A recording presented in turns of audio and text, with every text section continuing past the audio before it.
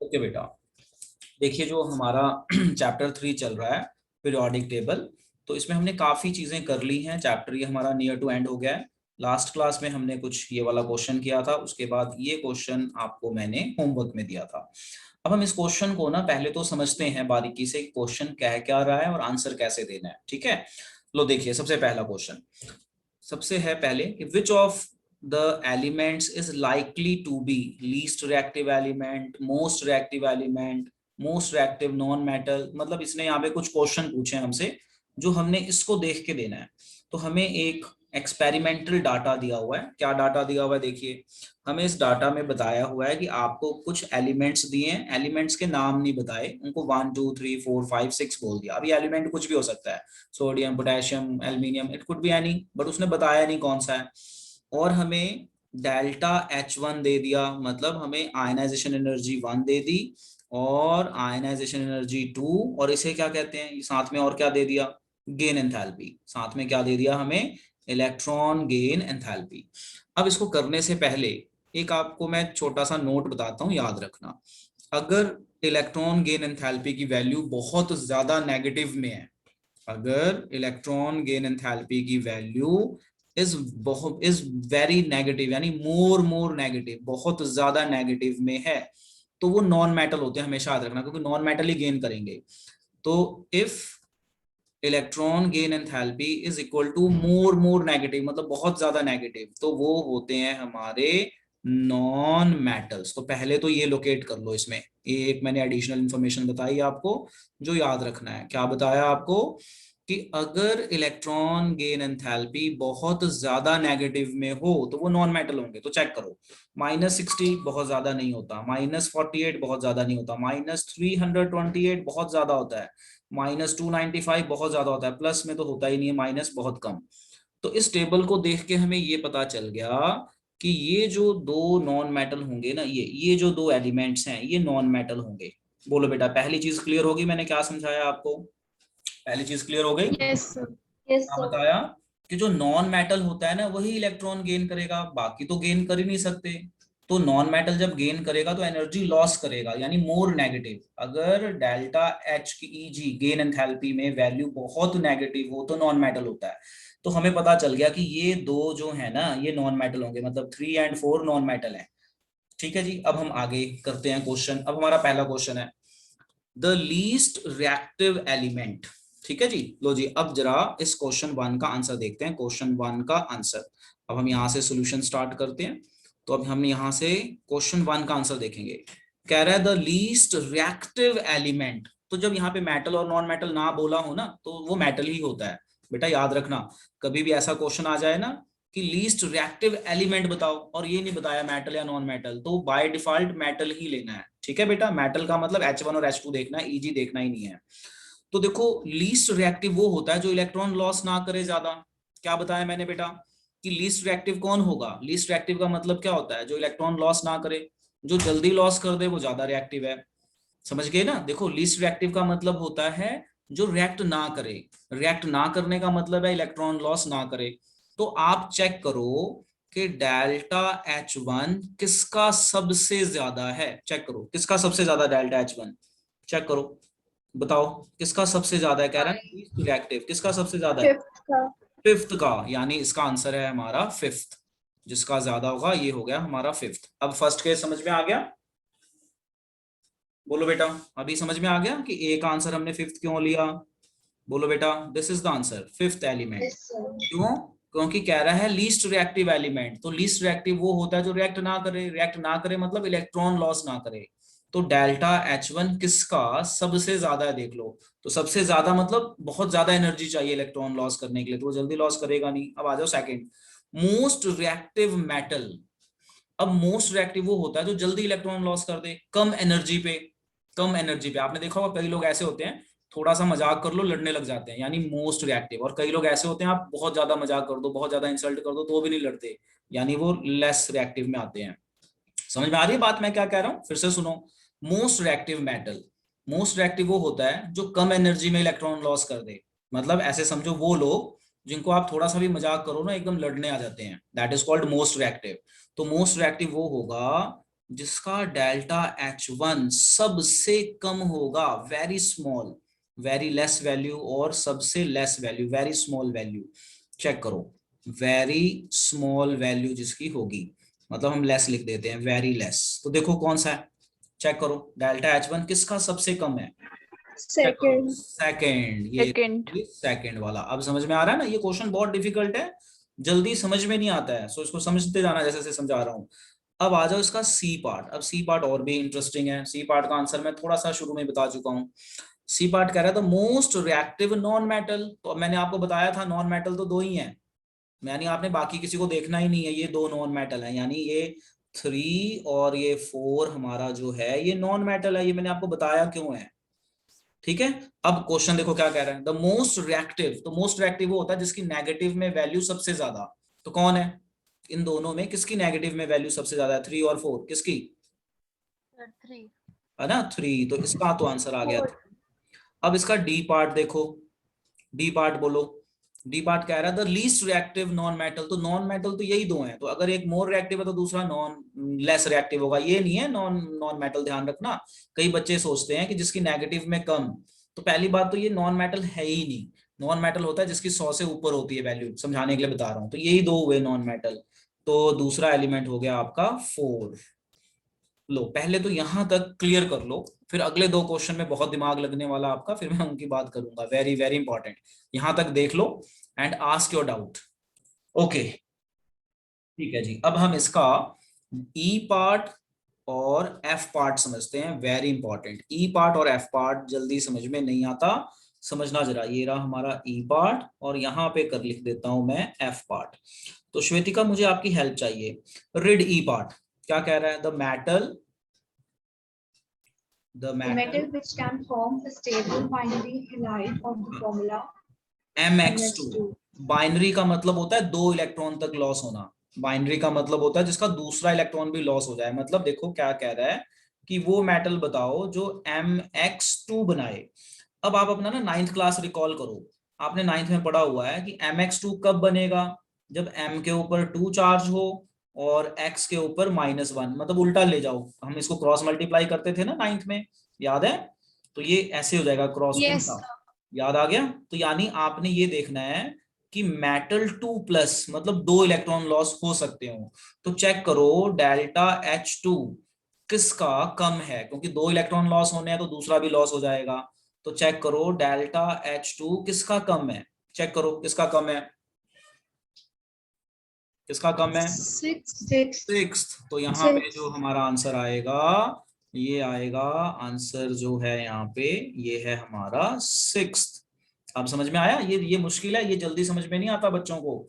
तो देखो क्या कह रहा है, ये कह रहा है बाइनरी हैलाइड, बाइनरी, बाइनरी तो जब भी बनेगा जब दो इलेक्ट्रॉन लॉस होंगे, क्योंकि MX2 कब बनता है, जब हम ये चार्जेस को उल्टा ले जाए, 9th क्लास की नॉलेज से, यहाँ पे 2 है तो इसकी पावर 2, मैं एक एग्जांपल करके दिखाता हूँ। देखो आपने 9th में इस तरह से पढ़ा हुआ है कि मैग्नीशियम का चार्ज 2+ होता है, क्लोरीन का -1, तो हम क्रॉस मल्टीप्लाई करते थे, तो क्रॉस मल्टीप्लाई करते थे तो ऐसा बन गया MgCl2 बन जाता था बेटा, बोलिए, बनता था ना MgCl2, बनता था ना। Yes, sir. बस इसी को उल्टा ले जाओ, इसी को उल्टा चले जाओ, तो वही बात है, उल्टा जाने की बात कह रहा है, कह रहा है कि मुझे MX2 बनाना है, मतलब मेटल के साथ हेलोजन बनाना है, तो मेटल 2 इलेक्ट्रॉन लॉस करेगा तभी इस MX2 बनेगा, यानी आपने देखना है कि सेकंड इलेक्ट्रॉन कौन लॉस कर सकता है, यानी सेकंड इलेक्ट्रॉन की वैल्यू किसकी कम है, डेल्टा H2 किसका कम है, तो ये चीज क्लियर हो गई। तो अभी मैं डाउट भी लूंगा, बट अभी एक बार लास्ट क्वेश्चन डिस्कस कर दूं। चलो श्वेतिका जरा लास्ट वाला डिस्कस करो, लास्ट क्वेश्चन, फिर उसको भी बताएं, आगे चलें फिर उसको बता के। हाँ The metal which can form a predominantly stable covalent halide of the formula Mx. हाँ, अब देखो फर्क है, यहाँ पे ये MX2 पूछ रहा था, मतलब दूसरे इलेक्ट्रॉन की बात कर रहा था, यहाँ पे MX कह रहा है।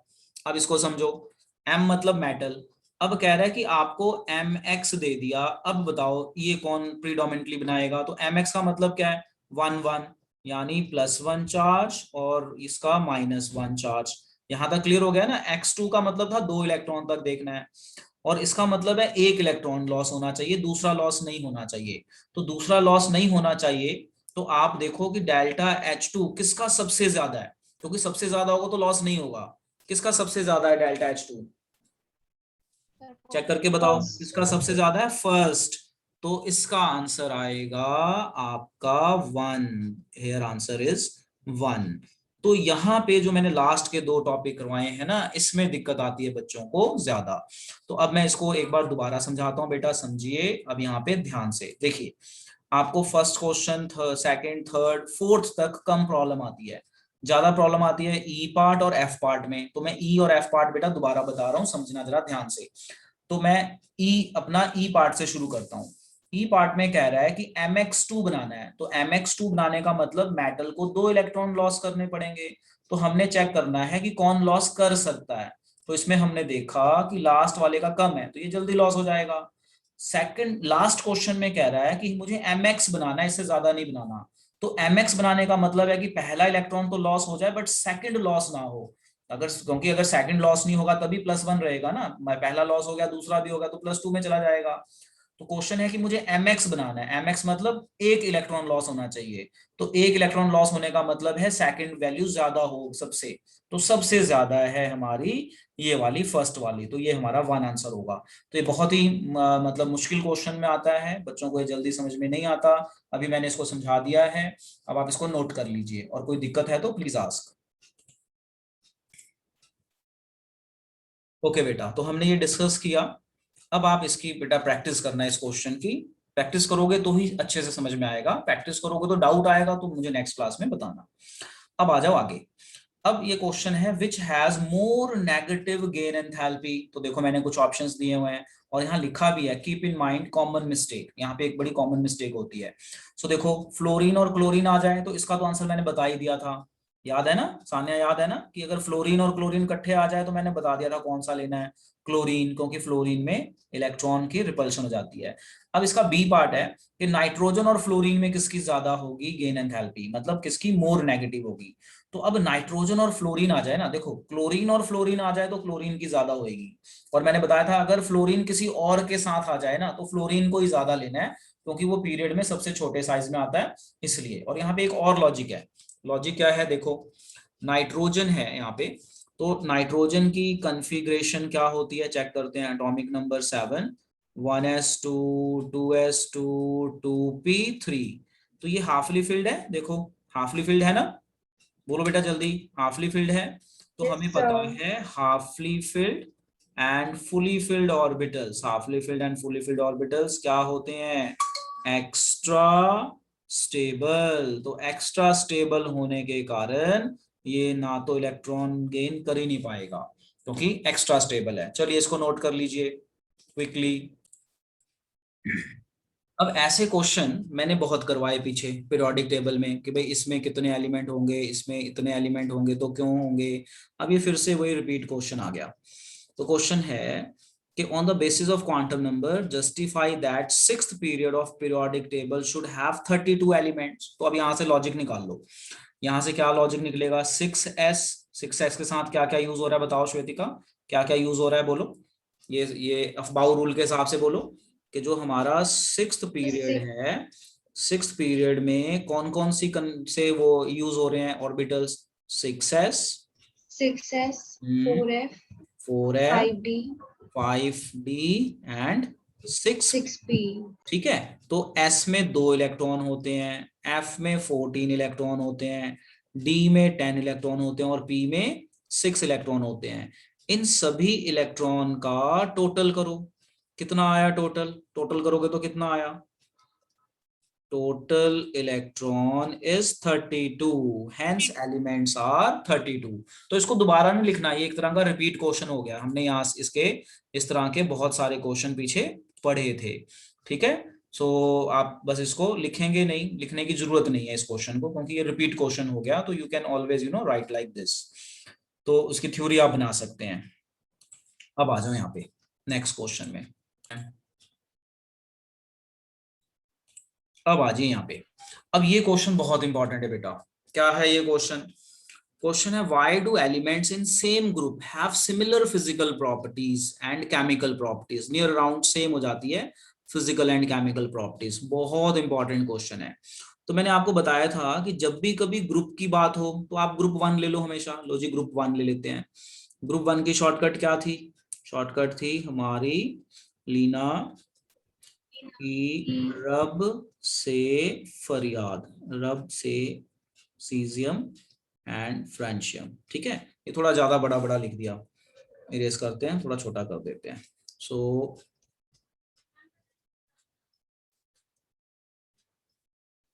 अब ठीक है।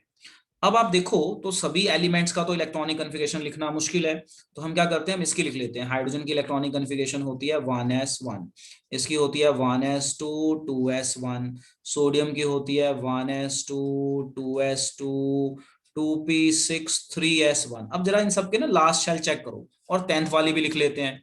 10th वाली कन्फिगरेशन लिखते हैं 1 2 1 2 8 1, याद आ गया, 2 8 8 1। तो आप देखो जो लास्ट शेल है इसमें कितने इलेक्ट्रॉन है, लास्ट शेल चेक करो, लास्ट शेल में 1 1 इलेक्ट्रॉन है ना, तो आंसर मिल गया। तो अगर कहीं पेपर में क्वेश्चन आ जाए कि why do elements in same group have similar physical and chemical property, तो आप कोई भी ग्रुप ले लो, 1 ले लो, 2 ले लो, 13 14 15 ले लो, तो आप हमेशा देखोगे कि इनके लास्ट शेल में नंबर ऑफ इलेक्ट्रॉन सेम रहते हैं, कि जो लास्ट शेल होता है ना उसके नंबर ऑफ इलेक्ट्रॉन सेम है। तो अगर नंबर ऑफ इलेक्ट्रॉन सेम है तो प्रॉपर्टी सेम होती है। तो आंसर ये बनेगा यहाँ पे कि in groups elements have same number of electrons in last shell, hence their physical and chemical properties are similar, hence their physical and chemical properties are similar। इसी कारण उनकी फिजिकल और केमिकल प्रॉपर्टीज रहती हैं सिमिलर। जैसे for example check करो यहाँ पे, ये है हमारा ग्रुप 1, तो ग्रुप 1 में याद रखना सबके लास्ट शेल में 1 1 इलेक्ट्रॉन होता है। ग्रुप 2 का मतलब है सबके लास्ट शेल में 2 2 2 2, ये डी को छोड़ दो अभी। अब आ जाओ ग्रुप 13, तो ग्रुप 13 के लास्ट शेल में 3 3 3 3 इलेक्ट्रॉन होंगे, 14 के लास्ट शेल में 4 4, 16 के लास्ट शेल में 6, 15 के लास्ट शेल में 5, 17 के लास्ट शेल में 7, और जो नोबल एलिमेंट्स है इसके लास्ट शेल में 8। तो ये शॉर्टकट याद रख लेना कि अगर ग्रुप 1 को बिलोंग करता है तो लास्ट शेल में 1 इलेक्ट्रॉन होंगे सबके, ग्रुप 2 को बिलोंग करता है 2, ग्रुप 18 को बिलोंग करता है 10 माइनस कर लो 8, 17 को बिलोंग करता है 7, 16 को बिलोंग करता है तो लास्ट शेल में 6, 14 को बिलोंग करता है तो 4, 13 को बिलोंग करता है तो 3।